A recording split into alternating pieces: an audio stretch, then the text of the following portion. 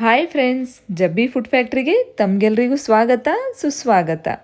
ಇವತ್ತಿನ ವಿಡಿಯೋದಲ್ಲಿ ನಾನು ನಿಮಗೆ ಕ್ಯಾಬೇಜ್ ಮೋಮೋಸನ್ನು ಮಾಡೋದು ಹೇಗೆ ಅಂತ ಹೇಳಿ ತಿಳಿಸಿಕೊಡ್ತೇನೆ. ಮಕ್ಕಳಿಗಂತೂ ಹೇಳಿ ಮಾಡಿಸಿರುವಂತಹ ರೆಸಿಪಿ ಇದು. ವೆಜಿಟೇಬಲ್ಸನ್ನು ಫಿಲ್ ಮಾಡಿ ನಾವು ಮಾಡಿರ್ತೇವಲ್ವ, ತುಂಬ ಹೆಲ್ತಿ ಆಗಿರುತ್ತೆ ಮತ್ತು ನೋಡಲಿಕ್ಕೂ ಡಿಲಿಷಿಯಸ್ ಆಗಿರೋದ್ರಿಂದ ಮಕ್ಕಳು ತುಂಬ ಇಷ್ಟಪಟ್ಟು ಇದನ್ನು ತಿಂತಾರೆ. ಇದನ್ನು ನೀವು ಸ್ನ್ಯಾಕ್ಸ್ ಬಾಕ್ಸ್ಗೆ ಕೂಡ ಮಕ್ಕಳಿಗೆ ಪ್ರಿಪೇರ್ ಮಾಡಿ ಕೊಡ್ಬೋದು. ನಡೀರಿ ಇದನ್ನು ಮಾಡೋದು ಹೇಗೆ ಅಂತ ಹೇಳಿ ಇವತ್ತಿನ ವಿಡಿಯೋದಲ್ಲಿ ನೋಡುವ. ಇದಕ್ಕೆ ಏನೆಲ್ಲ ಇಂಗ್ರೀಡಿಯೆಂಟ್ಸ್ ಬೇಕು ಅಂತ ಹೇಳಿ, ನಿಮ್ಮ ಇಷ್ಟದ ವೆಜಿಟೇಬಲ್ಸನ್ನು ಕೂಡ ನೀವು ಯೂಸ್ ಮಾಡ್ಬೋದು. ನಾನಿಲ್ಲಿ ಒಂದು ಕ್ಯಾಪ್ಸಿಕಮ್ ಮತ್ತು ಒಂದು ಕ್ಯಾರೆಟನ್ನು ಚಾಪರ್ ಮೂಲಕ ಚಾಪ್ ಮಾಡಿ ಇಟ್ಕೊಂಡಿದ್ದೇನೆ. ನೋಡಿ, ವಿಡಿಯೋದಲ್ಲಿ ತೋರಿಸ್ತಾ ಇರುವಾಗ ಇಷ್ಟು ಸಣ್ಣ ಸಣ್ಣ ತುಂಡುಗಳನ್ನಾಗಿ ನಾವು ಚಾಪ್ ಮಾಡಿ ಇಟ್ಕೊಳ್ಬೇಕು. ಆಮೇಲೆ ಹಾಫ್ ಕ್ಯಾಬೇಜ್ ಅದನ್ನು ಕೂಡ ಚಾಪ್ ಮಾಡಿದ್ದೇನೆ. ಒಂದು ಅನಿಯನ್ ಕೂಡ ಚಾಪ್ ಮಾಡಿ ಇಟ್ಕೊಂಡಿದ್ದೇನೆ. ಅದಾದಮೇಲೆ ಸ್ವಲ್ಪ ಕೊತ್ತಂಬರಿ ಮತ್ತು ಪುದೀನ. ಇಲ್ಲಿ ಬೇಕಾದರೆ ನೀವು ಬೀನ್ಸನ್ನು ಕೂಡ ಆ್ಯಡ್ ಮಾಡ್ಬೋದು. ಅದಾದಮೇಲೆ 2 ಪೊಟ್ಯಾಟೋವನ್ನು ನಾವು ಬಾಯ್ಲ್ ಮಾಡಿ ಇಟ್ಕೊಂಡಿದ್ದೇವೆ. ಹೈ ಪ್ರೋಟೀನ್ ಪೊಟ್ಯಾಟೊ, ಹೆಲ್ದಿ ಅಲ್ವಾ. ಮತ್ತು ಈ ಪೊಟ್ಯಾಟೊ ಏನಿದೆಯಲ್ಲ, ನಮ್ಮ ಸ್ಟಫಿಂಗಿಗೆ ಒಂದು ಗಮ್ ಥರ, ಫೆವಿಕಾಲ್ ಥರ ವರ್ಕ್ ಮಾಡುತ್ತೆ. ಅದನ್ನು ಗಟ್ಟಿಯಾಗಿ ಹಿಡ್ಕೊಳ್ಳುತ್ತೆ.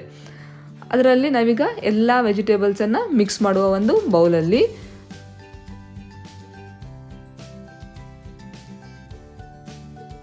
ಆಮೇಲೆ ಕ್ಯಾಪ್ಸಿಕಮ್, ಕ್ಯಾರೆಟ್, ಕ್ಯಾಬೇಜ್, ಅನಿಯನ್ ಆದಮೇಲೆ ಉಪ್ಪು.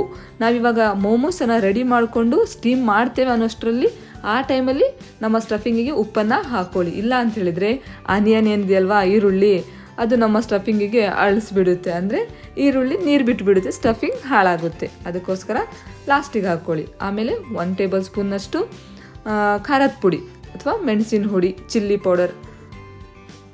ಅದಾದಮೇಲೆ ಸ್ವಲ್ಪ ಆಮ್ಚೂರ್ ಪೌಡರನ್ನು ಹಾಕ್ಕೊಂಡಿದ್ದೇನೆ. ಇದರಲ್ಲಿ ಹಾಕ್ಕೊಂಡು ಚೆನ್ನಾಗಿ ಮಿಕ್ಸ್ ಮಾಡ್ಕೊಳ್ಳಿ. ಆಮೇಲೆ ಕ್ಯಾಬೇಜಿನ ಎಸಳನ್ನು ತಗೊಂಡಿದ್ದೇನೆ. ಆ ಕ್ಯಾಬೇಜಿನ ಎಸಳನ್ನು ನಾವೇನು ಮಾಡುವ, ಸ್ವಲ್ಪ ಕುದಿತಾ ಇರುವ ನೀರಲ್ಲಿ ಕುದಿಸಿಕೊಳ್ಳುವ. ಇಲ್ಲಿ ನೋಡಿ, ವಾಟರ್ ಬಾಯ್ಲ್ ಆಗ್ತಾ ಇರುವ ಟೈಮಲ್ಲಿ ನಮ್ಮ ಕ್ಯಾಬೇಜ್ ಎಸಳನ್ನು ಅದರಲ್ಲಿ ಹಾಕಿ ಒಂದು 5 ಮಿನಿಟ್ಸ್ ಅಷ್ಟು ನಾವು ಕುದಿಸ್ಕೊಂಡ್ರೆ ಸ್ವಲ್ಪ ಅದರಲ್ಲಿ ಸಾಫ್ಟ್ನೆಸ್ ಬರುತ್ತೆ. ನಮ್ಮ ಫಿಲ್ ಮಾಡಿ ನಮಗೆ ಸ್ಟೀಮ್ ಕೊಡಲಿಕ್ಕೆ ತುಂಬ ಚೆನ್ನಾಗಾಗುತ್ತೆ. ವಿಡಿಯೋದಲ್ಲಿ ನಾನು ನಿಮಗೆ ತೋರಿಸ್ತಾ ಇರುವ ಹಾಗೆ ಕ್ಯಾಬೇಜ್ ಎಸಳಲ್ಲಿ ನಾವು ನಮ್ಮ ಸ್ಟಫಿಂಗನ್ನು ಇಟ್ಟು ಇದನ್ನು ಫೋಲ್ಡ್ ಮಾಡ್ಕೊಳ್ಳುವ. ಸ್ವಲ್ಪ ಕಟ್ಟಾಗಿದ್ದರೂ ಏನೂ ಆಗೋದಿಲ್ಲ. ಯಾಕಂತ ಹೇಳಿದ್ರೆ ನಾವು ಪೊಟ್ಯಾಟೊ ಹಾಕಿದ್ದೇವಲ್ವ, ಬಾಯ್ಲ್ ಆಗಿರುವಂಥದ್ದು.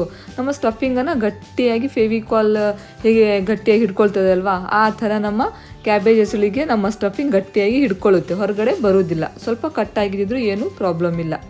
ಈ ಥರ ನೀವು ಮೋಮೋಸನ್ನು ರೆಡಿ ಮಾಡಿಕೊಂಡು ನಿಮ್ಮ ಸ್ಟೀಮರಲ್ಲಿ ಇಟ್ಕೊಳ್ಳಿ. ನನ್ನ ಸ್ಟೀಮರ್ ಅವೈಲೇಬಲ್ ಇರಲಿಲ್ಲ, ಅದಕ್ಕೋಸ್ಕರ ನಾನಿಲ್ಲಿ ನನ್ನ ಇಡ್ಲಿ ಸೆಟ್ ಇತ್ತಲ್ವ, ಅದರಲ್ಲೇ ಇಟ್ಕೊಂಡು 15 ಮಿನಿಟ್ಸ್ ಸ್ಟೀಮ್ ಕೊಟ್ಟರೆ ಅದು ನಮ್ಮ ವೆಜ್ ಮೋಮೋಸ್ ರೆಡಿ ಆಗುತ್ತೆ. ಕ್ಯಾಬೇಜಿಂದ ತಯಾರಾದಂತಹ ವೆಜ್ ಮೋಮೋಸ್ ನೋಡಿ ಎಷ್ಟು ಡಿಲಿಷಿಯಸ್ ಆಗಿದೆ.